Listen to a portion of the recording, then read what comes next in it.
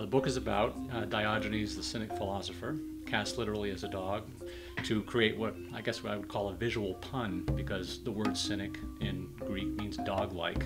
And so Diogenes was called dog-like because of his shameless behavior, stuff that he did out in the open as dogs do, unconcerned about what people think. And he kind of took this upon himself as a moniker of honor. I think that the notion of cynic is somebody who stands outside of society and judges it.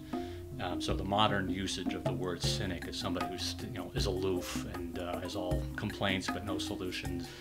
That's kind of where that idea came from. Though I must say that Diogenes' own stunts and his own antisocial behavior served a higher purpose. He was illustrating a philosophical point when he did stunts like walk backwards until somebody says, "Why are you doing that? Why are you walking backwards?" And he says, "I'm not going backwards. You are going backwards. You're going in the wrong direction."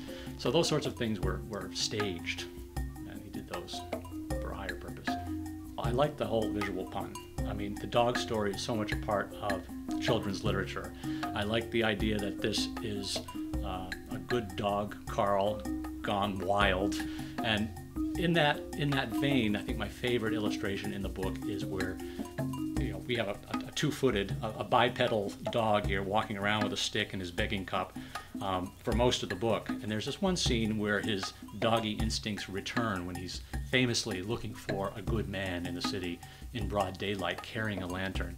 And the way the illustrator, Michael Chesworth, treated that scene was he's actually on all fours. He's got his nose to the ground like a bloodhound trying to sniff out a good man while these ghosts of philosophers are behind him and hard to see without the lantern. The illustrations in the book are very carefully plotted. There's a lot of cross references and allusions from one illustration to the next if one looks closely, and kids do look closely.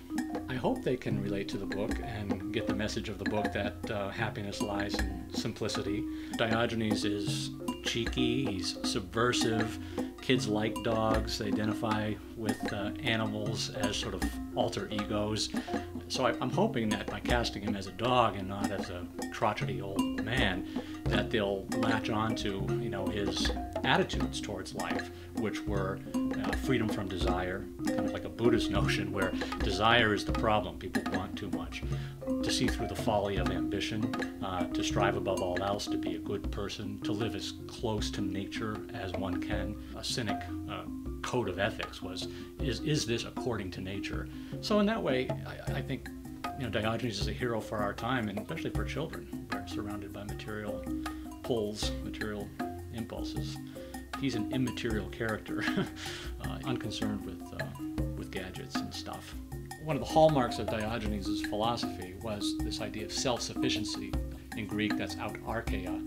And the book intends to introduce children to that notion of being self-sufficient.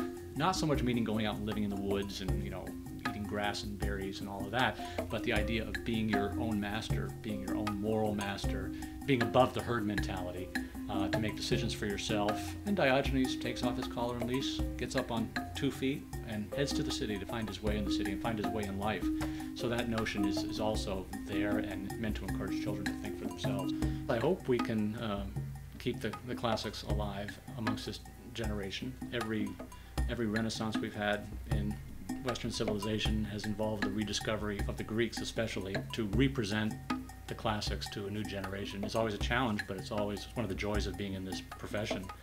And really, that's what I tried to do with the children's books, is that you can't get them any younger than that.